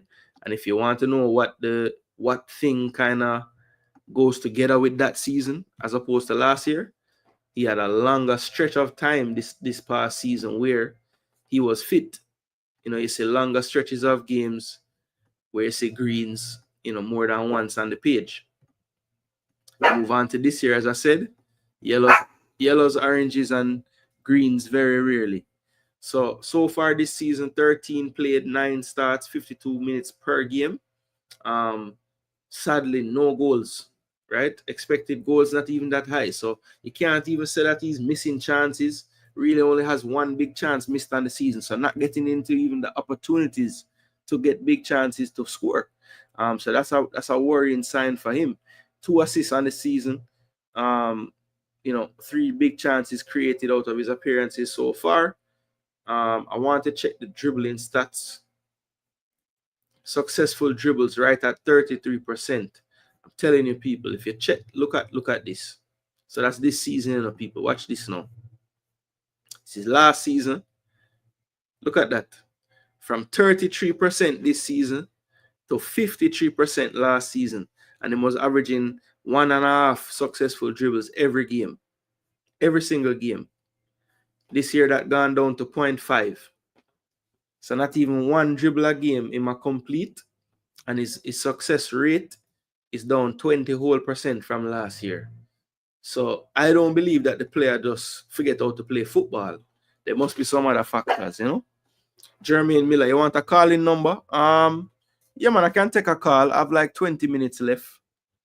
So while we are talking about Bailey, and we can take a call real quick.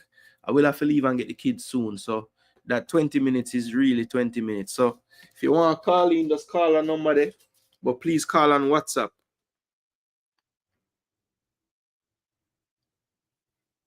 I guess if you're in the States, you don't have to use WhatsApp still. But it's up to you.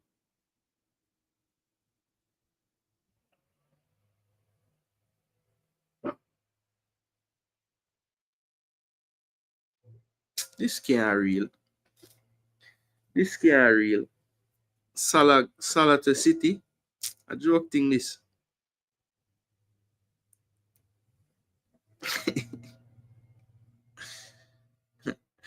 Man change him tag to Fabrizio Romano and put that out.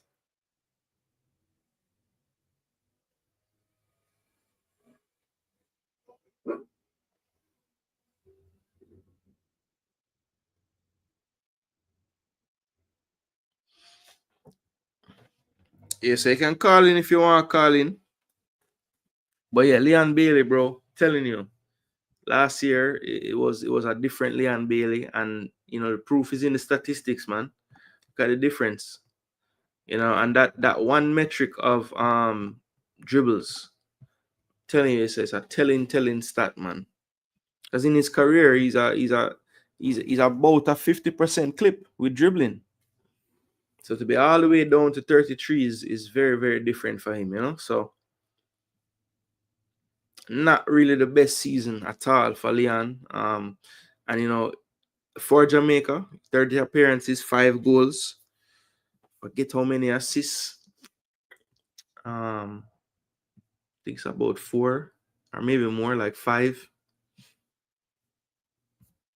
But yeah, that's Leon Bailey, people. Leon Bailey, another player that you know, folks were a bit down on prior to the last window because he wasn't really having his best time with Jamaica, also not playing much overseas as well, is Damari Gray, who turned up with 2 goals in the second game of the last window. And he basically has gotten back to Saudi and started to play again. So got a run out on the 24th, played in the Champions League, Gulf Club Champions League, getting a 2-1 win there. Played another game in the Gulf Club Champions League yesterday, but actually was on the bench, did not play. He did play in the league on the 30th against Al Ittihad, one of the top teams in the league. As you can see, Benzema had a day. But in this game, he did start. So let's just take a look at how he played. Getting the call now. Let's see.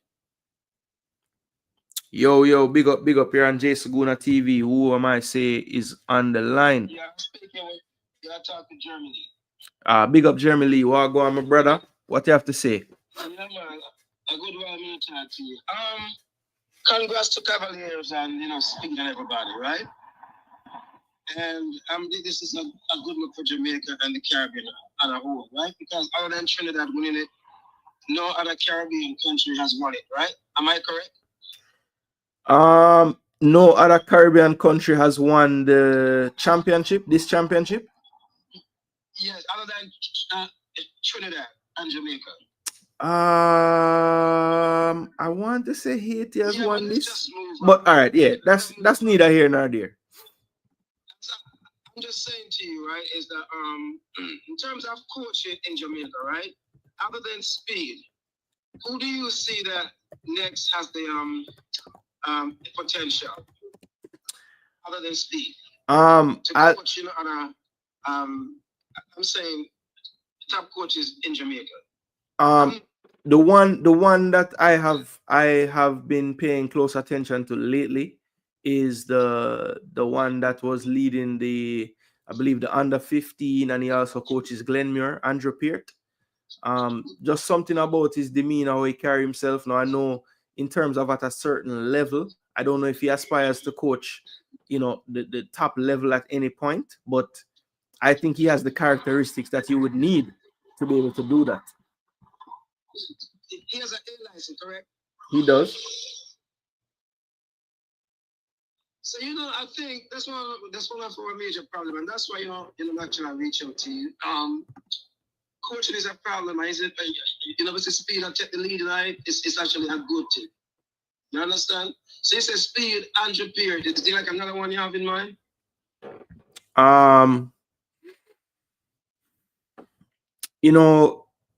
There are others that I think have some potential. Like I haven't seen it as much on the pitch, but when I hear him speak, I think that he has high potential. That's Ferguson from JC and Mount Pleasant assistant. He's another one that Not, I haven't seen the proof so much in the games or like, you know, his styles or anything like that, but I just think he has a lot of potential based on how he speaks. Yeah. Well, you know, we just leave the coaches to improve, and you know, we have to give it to speakers and go there and lose and learn and lose and learn. And we have to give that to him, you know. We have to give that to him, and that's just my thing now. You know, when I talk to certain man, you just cannot look back someone, look at some money when 10 Schoolboy football title. That's nothing. You know, this is what we're talking about. You know, so speed is on the up, Cavalier is on the up, and I hope that other coaches can look what speed I do and try to, you know, emulate some of that and better themselves. Because that's the number one problem in Jamaica right now, bro, is the coaching. What say you? I would agree totally. I think you know, as well as infrastructure, I think that's a large issue as well, because I don't care who is coaching the players, if they don't have the infrastructure for him to implement what he wants to coach them, it's tough. I know people like to use the example of Africa, but at the same time, I think if you look at the ones who really are successful out of Africa, you know, each one of those countries have at least 2 or 3 major academies where the facilities are at a standard above what we would consider most of our academies having here. And so, yes, on a large scale, there might not be a lot of clubs that have the resources, but what they do is they pool their resources into 1 or 2 or 3 bigger ones, and they funnel all the talent through there. And that's how they are able to produce talents on a world level that they can export at a higher rate. Yeah.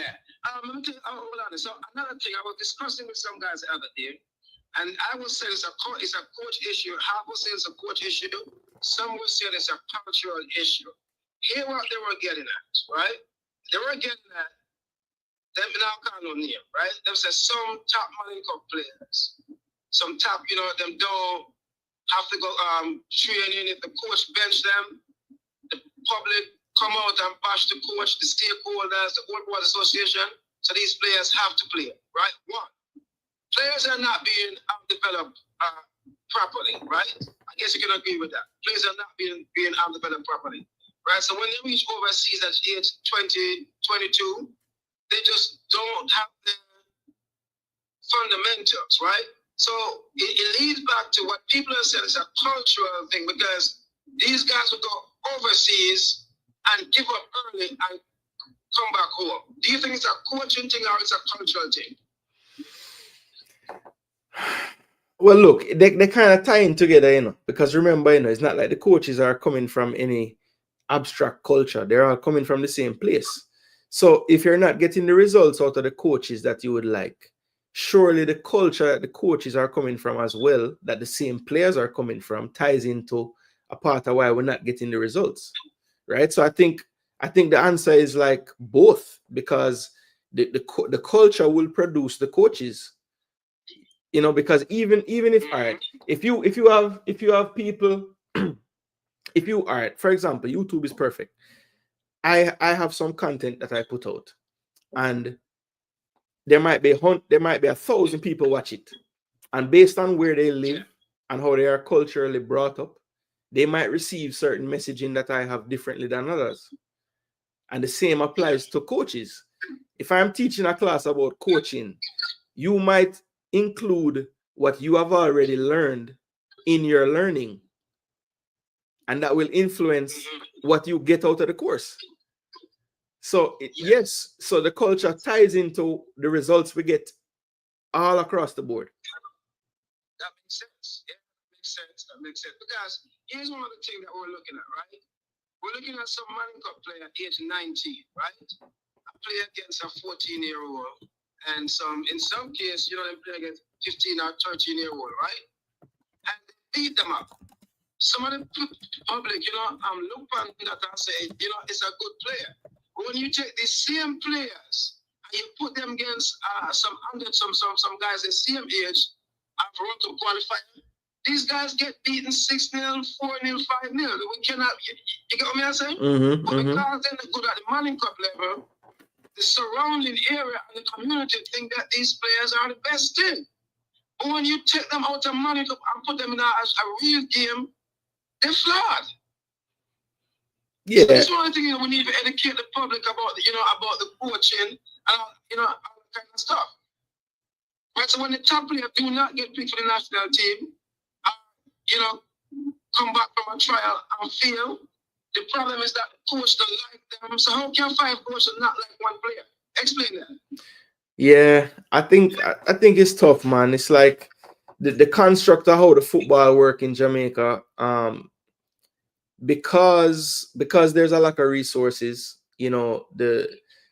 everybody's spread thin. So you have coaches coaching at the national level that coach a school and they coach a Premier League club, and look, there's no way around it, right? There's just not enough coaches to go around. If you want qualified coaches, people are gonna have to have multiple jobs, because to my knowledge, most coaches need another job to be able to, live a decent life. So until those things can change, we're going to run into these issues where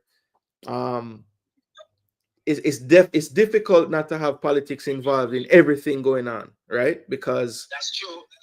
It's just too many hands in too many pots. Yeah, I'm going to cut you out, but I heard Mr. Speed said that's one of the major problems in my look on.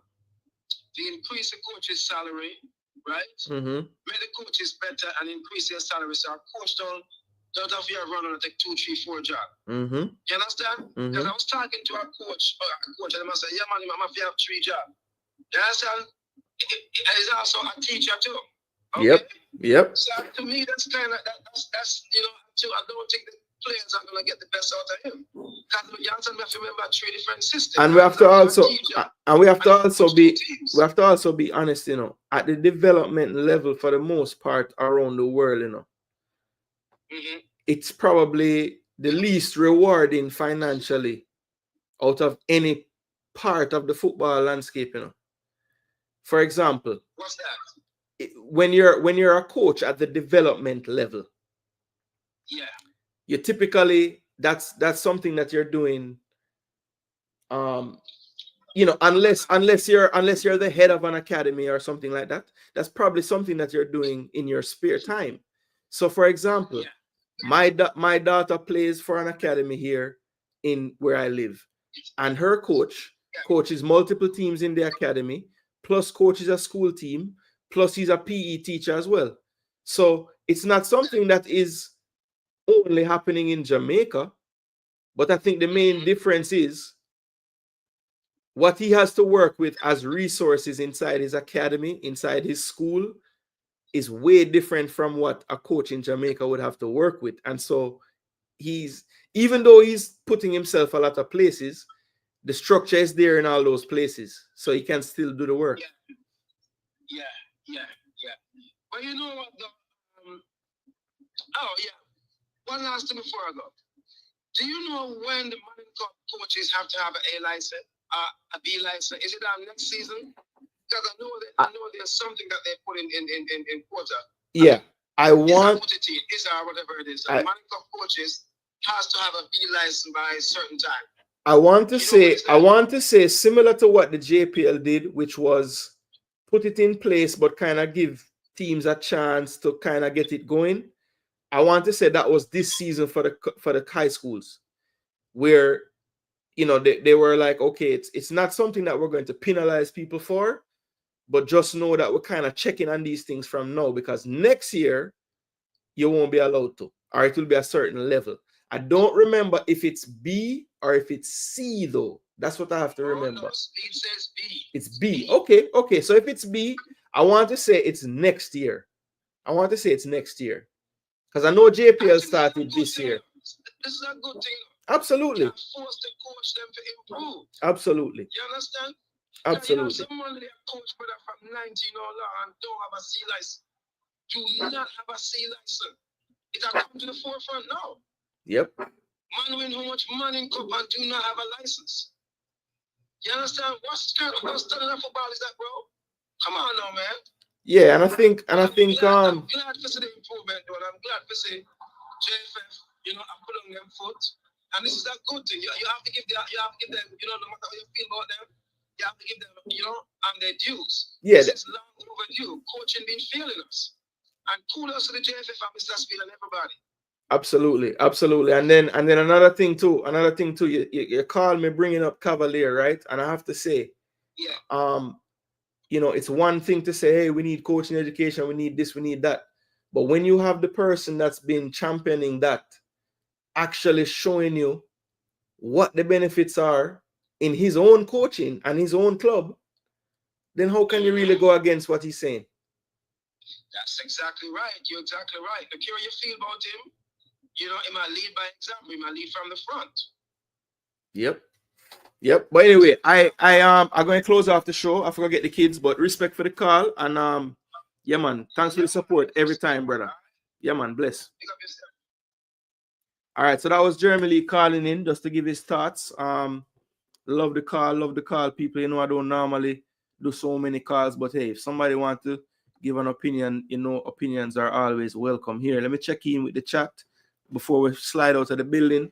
As I said, I was gonna go through some more players and stuff, but you don't know, we're not gonna lengthen out the show. I want to keep it to the 2 hours. And I have things that I have to do, people. I can't not pick up the kids, you see me? All right, because I don't know. Want to keep the house happy. Yeah. Gig said every time I watch Leon, he just overdoing it. Well, this year is like him a Honda do it because I'm not even trying to do it for the most part. Big up, Eagle. Teams nowadays actually watching tapes of the teams they're going up against. So it's not gonna be easy doing the same thing over and over. That's true as well. Jason, what we're seeing from Bailey is typical. He had one good season every 3 years. Check his history. He isn't consistent. BM, that is actually a pretty accurate statement there. I think there was 1-2 year stretch at Leverkusen where it was back-to-back decent seasons, but yeah, typically it's like, you know, one good, one bad, or one good, two okay, and yeah, that's kind of been the story for real.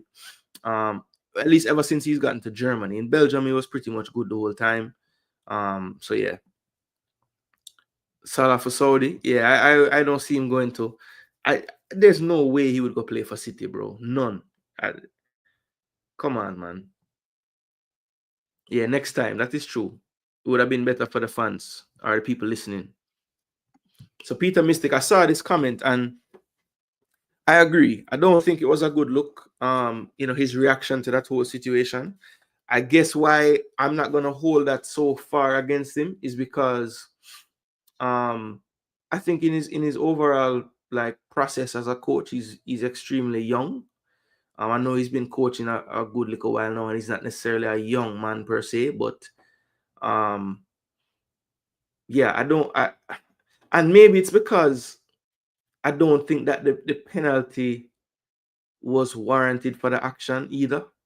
So I kind of side with his sentiment of it was a bit heavy-handed, you know. Now, for him to come out and just blatantly say congrats to ISSA, I thought was a bit far, you know, but you know, that comes with time. He'll learn how to get his shots in without, you know, being so frank about it. But yeah, I agree. It was not the best look. That was not, and as a matter of fact, that's a part of what I liked about him, you know. Not, and I won't say this is going to change my mind fully because I've seen enough of a sample size to say typically his demeanor is pretty calm, you know. So yeah, change the mindset should be the first step. That's key. That's why they want the senior to coach locally, because our coaches don't have the ability to bring 20 players to the level of the Central America teams. Okay. All right, up and running. Sadly, many of our local coaches complete coaching courses and get certified, but when they return to Jamaica, they resort to what they used to do before they attended the coaching course. In one ear, out the other ear. Jaja. Well, look, people, we're down to the end of the show. I just want to do a quick recap. So, first, we talked about the Reggae Girlz and their recent November window against South Africa, positives and negatives, and obviously look forward to the future as well. Then we went through the schoolboy football umbrella, basically. So we talked about rural areas. So we talked about the Ben Francis Championship, our final that's coming up, that will be on Saturday, followed by the DACOSTA Cup final. Then we talked about the Walker Cup and the Manning Cup, which will be tomorrow. So big games coming up there. We tried to predict those games as well. That was fun. Then we went into the Cavaliers winning the Caribbean Cup.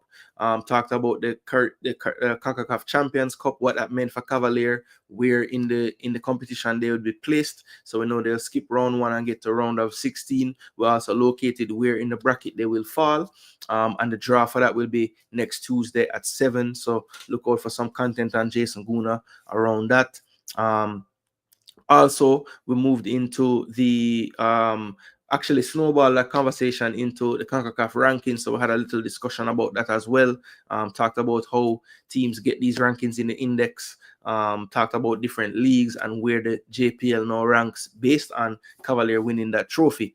And then also towards the end, just for a brief moment, we had a talk about Leon Bailey, his form, what's going on with it, and maybe some reasons as to why it's been that way for him this season so far. And then we had a little call in there at the end. So thanks to everybody that tuned in today. Really thankful. I know sometimes people don't really realize that I'm live because I just drop live at all kind of times of the day. But yes, this was a day show, people.